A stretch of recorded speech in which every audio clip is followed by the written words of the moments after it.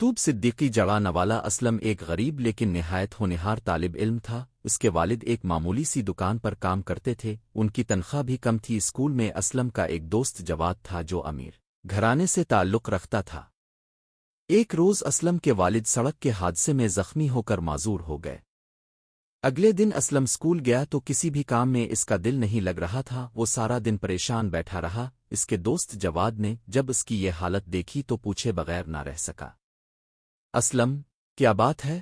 تم مجھے کچھ پریشان سے لگ رہے ہو؟ جواد نے پوچھا۔ کچھ نہیں، بس تھوڑا سا سر درد ہے، اسلم نے ٹالنا چاہا۔ اگر کوئی پریشانی ہے تو مجھے بتاؤ، میں تمہارا مخلص دوست ہوں، میں ضرور تمہاری مدد کروں گا۔ جواد سے اپنے دوست کی پریشانی دیکھی نہ گئی تو اس نے پھر پوچھا۔ اسلم نے سوچا کہ وہ اگر جواد کو اپنا سارا مسئلہ بتا دے تو شاید اس کے دل کا بوجھ کچھ کم ہو جائے۔ اسلم نے اپنے ابو جان کے بارے میں ساری بات جواد کو بتا دی اور ساتھ یہ بھی بتایا کہ کام پر نہ جانے کی وجہ سے اس کے والد کو تنخواہ بھی نہیں مل سکے گی۔ جواد کو اسلم کے والد کے بارے میں سن کر بہت دکھ ہوا۔ یہ میرے دوست، تم پریشان مت ہو، میں اپنے ابو سے بات کروں گا، وہ ضرور تمہارے مسئلے کا کوئی حل نکال لیں گے۔ جواد نے اپنے گھر پہنچ کر اپنے ابو کو اسلم کے بارے میں سب کچھ بتا دیا۔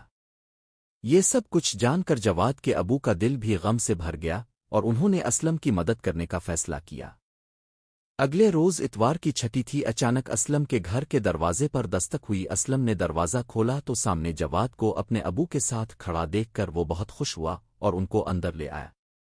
جواد کے ابو نے بات شروع کی اور اسلم کے ابو کو تسلی دی۔ آپ بالکل نہ گھبرائیں، جب تک آپ مکمل صحت یاب نہیں ہو جاتے گھر کے خرچ کی طرف سے بے فکر ہو جائیں، دواؤں کا خرچ اور اسلم کی فیس کا بندوبست بھی ہو جائے گا۔ ہم کوشش کریں گے کہ آپ کے گھر والوں کا پوری طرح سے خیال رکھیں۔ یہ سن کر اسلم کے ابو کی آنکھیں آنسوؤں سے بھر گئیں اور انہوں نے جواد کے ابو کا بہت شکریہ ادا کیا اور اس سے اسلم اور جواد کی دوستی مضبوط ہو گئی۔